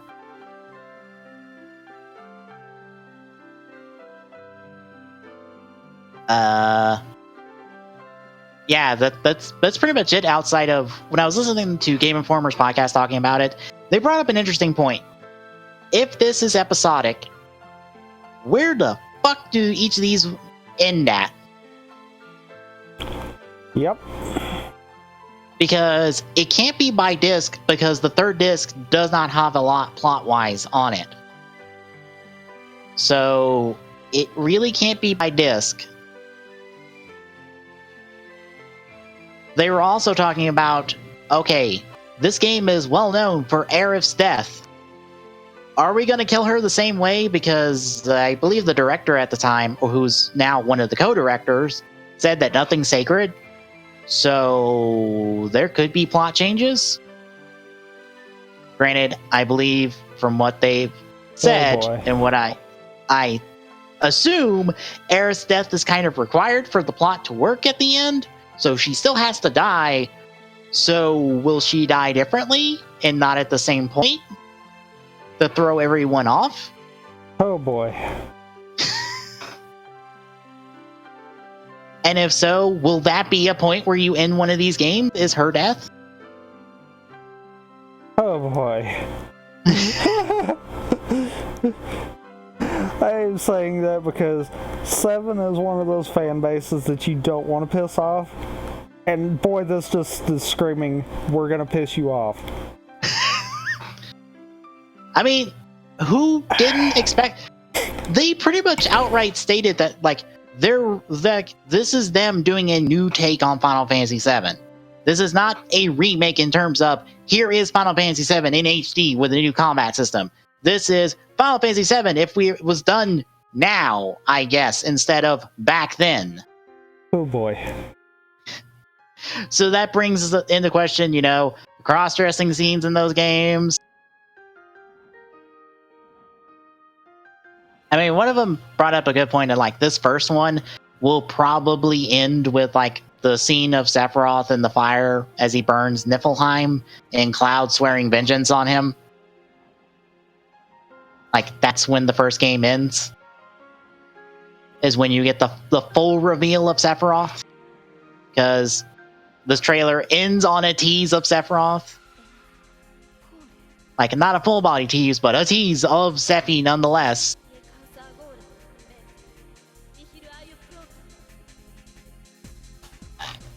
I will be honest, since I'm one of those people who did not grow up with Final Fantasy VII, I don't know. This looks all right.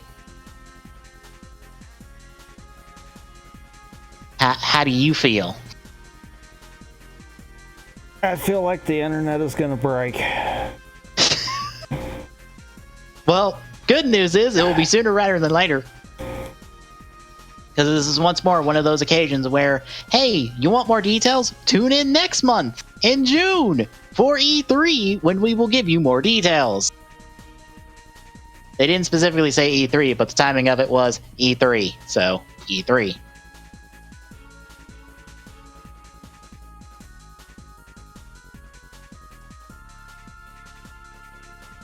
I don't know, this... I would like to see more than the first 2 hours of the game, because that scares me. Because this game has been in development for how long now? Too long. Yeah, and we still haven't reached past the first 2 hours of the game. So, where's the rest? And as someone who, you know, has played Kingdom Hearts 3 and seen how that turned out, maybe don't get your hopes up too much. You folks who are... maybe, like, keep your expectations in check, because you might be in for some disappointment. You're being nice. I said disappointment. I didn't say, like, how much disappointment. No, you or how said crippling that disappointment. Disappointment. Oh, okay.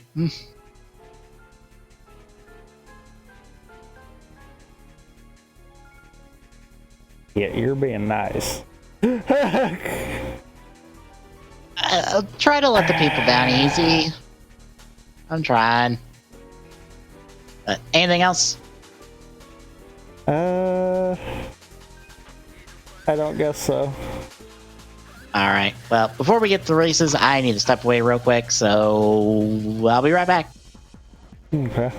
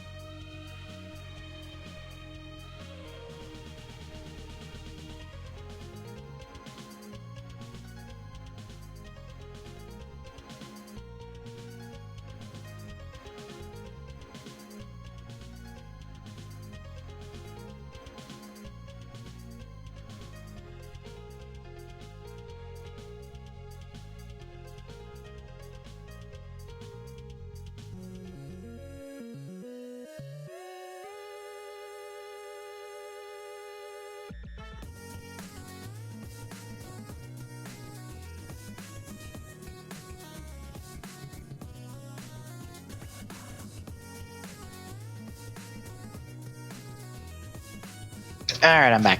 I had to check on the dog because I heard him bouncing off the gate. Ha.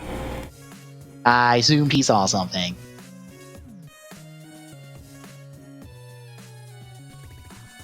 He has a habit of doing that. A thing, he sees something at night, but nobody else can see anything, so I don't know what he sees, or hears, or smells, or anything. He could be looking out the window to the front yard. None of us can see anything. But he sees something, and he barks at it. Anyway, ready for releases! I guess so. Alright, picking up on the 20th, we have World Soccer for Switch. And on the 21st, we've got American Fugitive for PlayStation 4, Assassin's Creed 3 Remastered for Switch, Atelier Lula, the Scion of Ireland for PlayStation 4 and Switch, back in 1995 for PlayStation 4 and Vita, Dauntless for Xbox One and PlayStation 4, Dragon Fantasy, The Volumes of Westeria for PlayStation 4, Everybody's Golf VR for PlayStation 4, Vision Superstar X for Xbox One, Killing Floor Double Feature for PlayStation 4, Observation for PlayStation 4, Resident Evils 1, 0, and 4, all coming out on Switch, Shelly Celeste for PlayStation 4, Slay the Spire for PlayStation 4, Team Sonic Racing for Xbox One and PlayStation 4 and Switch. That seemed alright, maybe? I've watched a couple of early reviews, and it's... the team part seems to be a bit troublesome.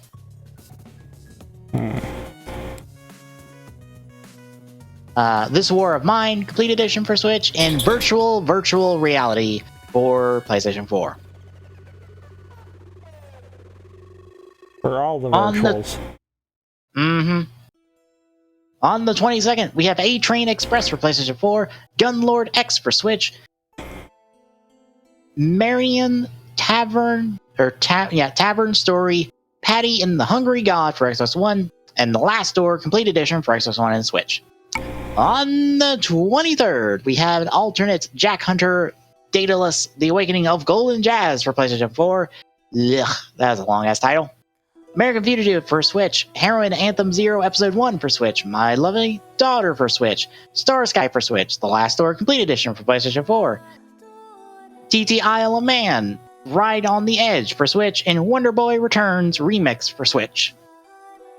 On the 24th, we've got American Fugitive for Xbox One, back in 1995 for Switch, Dollhouse for PlayStation 4, Hungry Baby Party Treats for Switch, Skelly Celeste for Xbox One and Switch, Super Tennis Blast for Xbox One, PlayStation 4, and Switch, and Sword Art Online Hollow Realization Deluxe Edition for Switch. On the 28th, we have Blood and Truth for PlayStation 4, Cricket 19 for Xbox One, Crystal Crisis for PlayStation 4 and Switch, Gollum Gates for PlayStation 4, Kingdom Come Deliverance Royal Edition for Xbox One and PlayStation 4, Lapis X Labyrinth for PlayStation 4 and Switch, Layers of Fear 2 for Xbox One and PlayStation 4, Little Friends, Dogs and Cats for Switch, Opus Collection for Switch, and Unruly Heroes for PlayStation 4. On the 29th, we have Among the Sheep Enhanced Edition for PlayStation 4 and Switch, Terra Tech for Switch, Void Bastards for Xbox One, and Warlock Towers for Xbox One, PlayStation 4, Vita, and Switch. On the 30th, we have North America for Switch, Bartender VR Simulator for PlayStation 4, Super Cane Magic Zero for Switch, and finally on the 31st, we have Among the Sleep Enhanced Edition for Xbox One, Crypt of the Serpent King for Switch, Gollum Gates for Xbox One and Switch, Hollow Knight for PlayStation 4 and Switch, Moen and Throwin for Switch, Pixark for Xbox One and PlayStation 4, Super Arcade Soccer for Switch, Trover Saves the Universe for PlayStation 4, and Warhammer Chaos Bane Deluxe Edition for Xbox One and PlayStation 4.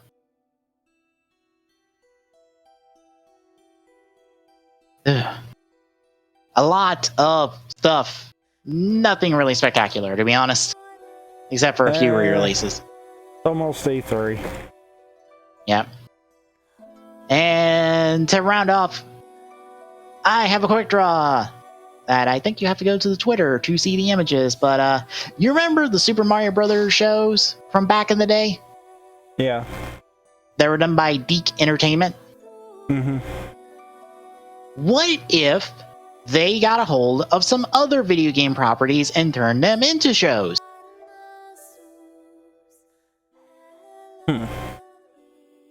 And what if those were Metroid, California Games, Double Dragon, and Castlevania? Because supposedly cropping up on eBay are some concepts for said video game cartoons that would have run alongside Super Mario Bros. 3.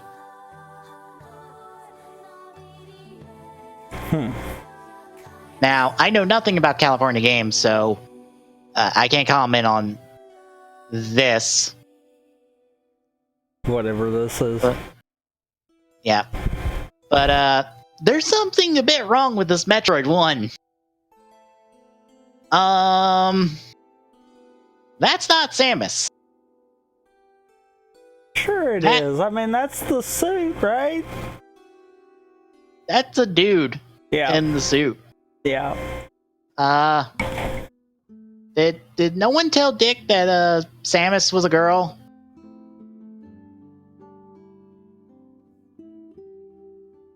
Also, what the hell is that supposed to be that not Samus is shooting? That is coming out of an airlock. A not space pirate? Question mark? I guess. Also, why is the logo covered in slime? I just now noticed that. Why is it covered in slime?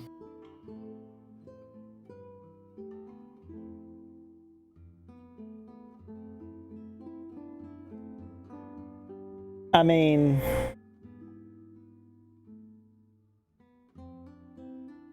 to be fair, we have actually on Rift Tracks reviewed the show that they have made. Does this surprise you? Wait, we reviewed 3? No, it wasn't 3.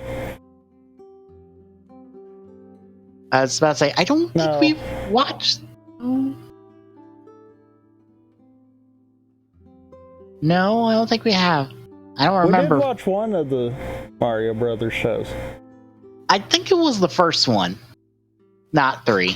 I think. I would have to go back and check the list. I don't remember.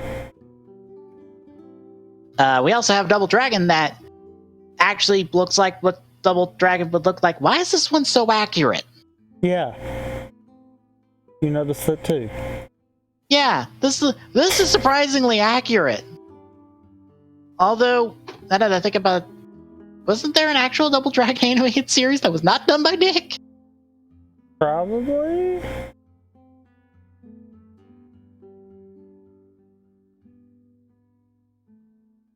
Yes, there was. And yes, it was done by... Wait a minute. There was a Double Dragon series done by Dick. Huh. It doesn't look like this. Kind of. I mean, kind of. But no, they did a Double Dragon series. I guess this was a different Double Dragon series, conceptually speaking. And I guess we have Castlevania. What the fuck is this Castlevania?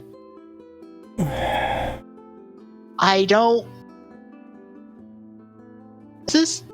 What? Neither one of you are a Belmont, I believe. There is no Dracula here. And what the fuck are... No, that is Dracula. Never mind. There is a Dracula here. Along with a mummy, Death, Frankenstein's monster, and Medusa? Yeah, that's Medusa. What is this? What is this? That is all I can say is, what is this? This is nothing like Castlevania. This looks more like an Addams Family thing than it does Castlevania. Yep. Oh my god, they were trying to turn Castlevania into Adam's Family. Oh god. Oh god, that would have been horrible. Oh god, that would have been terrible. Oh my god, they would have made the Belmonts like neighbors. Oh god, no. So, yeah, that's what I had. Oh, now you're embedded. Oh, granted, I had to go to Twitter anyway to pull up the actual list images. Mm-hmm.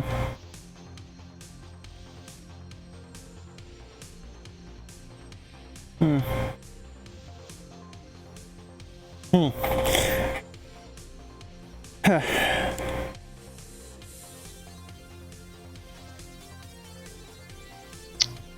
Well, do you want to take a guess on how much this sold for? How much? $1,036.56. Doesn't surprise me. 41 bits.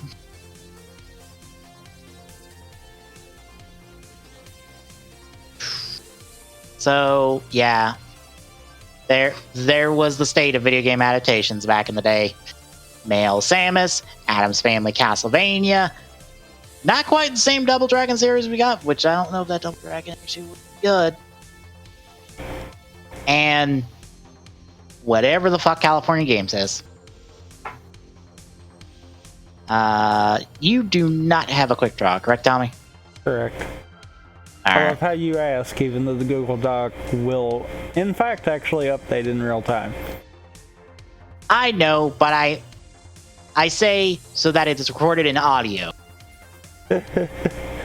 That you do not have a quick draw. So that if someone's just listening without the show notes, which is likely, eventually, Maybe. they know that I... Possibly. It's for the people all the way in row Z. It's for those people all the way up in the... To be up fair, there. I can use this opportunity to say, you know, if you were using the app, then the articles are actually right there beside the stream, but... Yeah.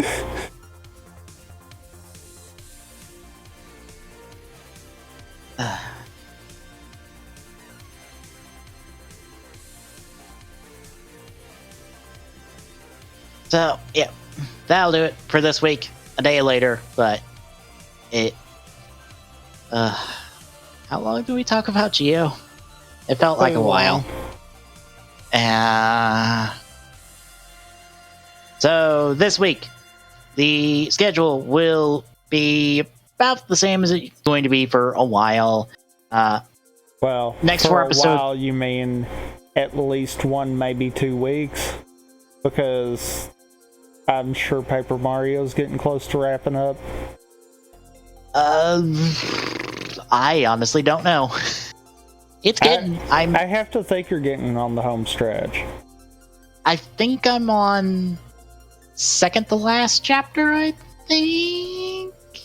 Oh, so Yeah, I'm maybe on second to 3 last weeks chapter. at the most then? Yeah.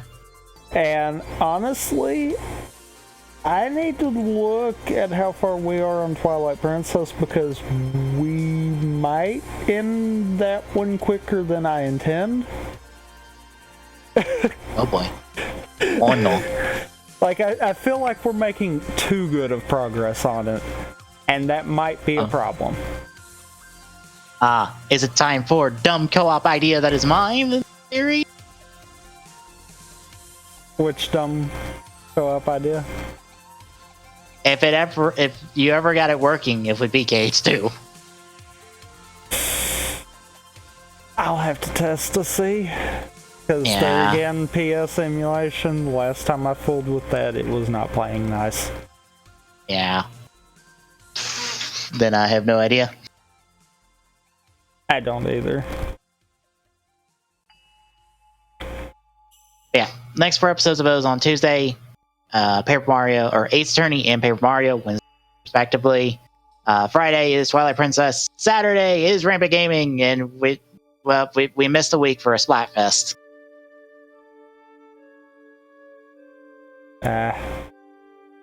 Splatfest was this weekend. It was, what power do you want? Teleportation or time travel?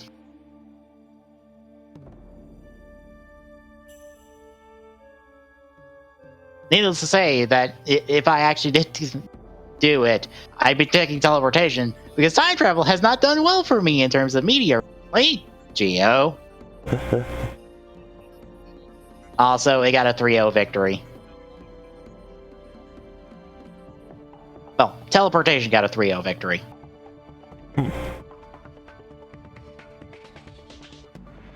And actually, I think we might be fine. Because it's looking like we are about a third of the way through.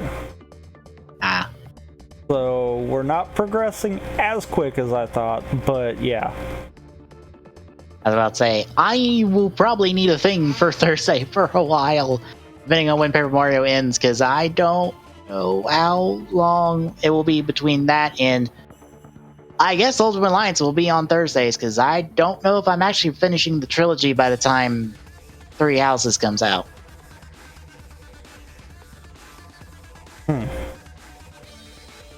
Because I'm not through game 1 yet.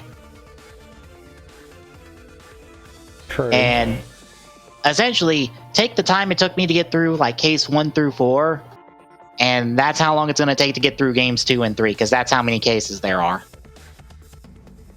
We're not adding in case 5 in this. I might end up actually skipping case 5 for now.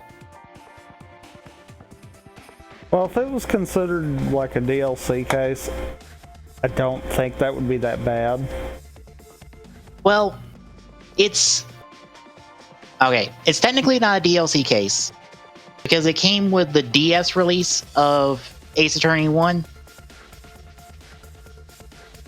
But it is still a DLC case. All it does is introduce you to Emma Sky after Emma Sky was introduced in the later games. So, I don't know. I might skip it because it is a longer case than the rest of them by a mile. And I would actually like to be doing Ultimate Alliance in Three Houses around the same time, since they do come out within like a week apart from each other. Right. So I would like to start them when they come out. Otherwise, I will be super tempted to be playing either one of those games on my own time. And I would like to at least try to save them for streams instead of be playing the game on my own and then just be redoing that same progress I just did for streams like I did Spider-Man.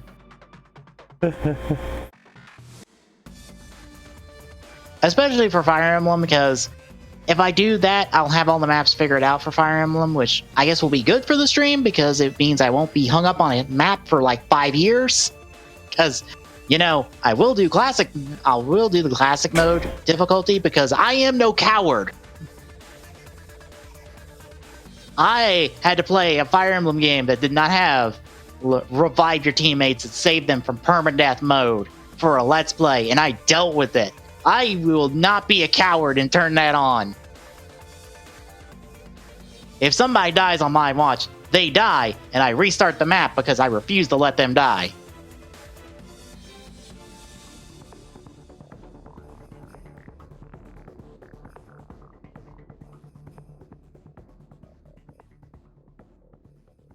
Yeah, anything else? No. Alright, if you enjoyed what you've listened to, or any of the stuff you've seen, potentially, maybe, for the last week or so, give us a follow. We would like more of those.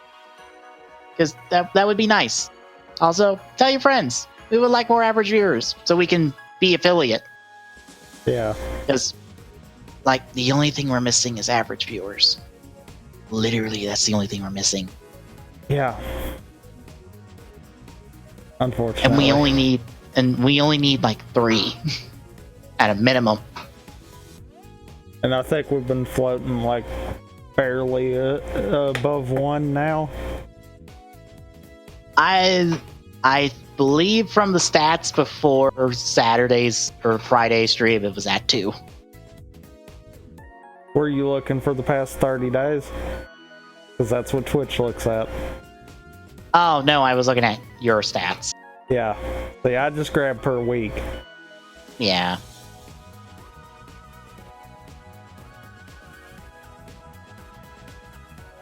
Yeah, you'd really help us out. And also, if we hit that follower goal, I will at least stream through a really dumb WrestleMania game I know for that follower goal. Oh boy. It's the one where you try to destroy WrestleMania because you got fired. So you fight construction workers. I will do that story mode. And I think, and I'm probably going to eat these words for saying it because I haven't practiced one of these games. But I think when we hit the follower goal, I'm going to do just a solid maybe 2 days worth of streams where I do speed runs of all the games I've speed ran previously. I say I'm probably going to eat those words because I haven't touched Sonic Mania since the update. And the last few times I got fed up with the Metal Sonic fight. Phase 2, I kept trying to do it too quick. And I couldn't force myself to slow down, and I'm like, wow, I'm dying because I'm an idiot. That's all this is. But yeah. So that'll be the other thing for the goal.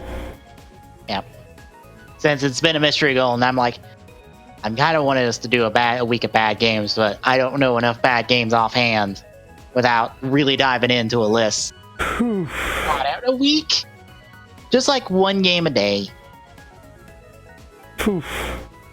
It's not like we would be doing like 30 games. It's more like, all right, here's one bad game a day that we're both playing.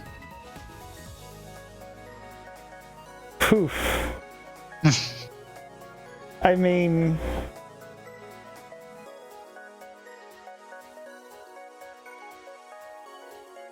here again, I'm gonna eat these words, but you know what? If we hit 200, sure, definite. And we might even bump it to 2 weeks. Even we might. Yeah. And I'd have to put a list together of like what all bad games can we emulate to do this with. Hence why I said 200. Mm-hmm. Then we both could be kind of working on the list. Yeah. But that'll do us for this week's folks. And we'll see you next time.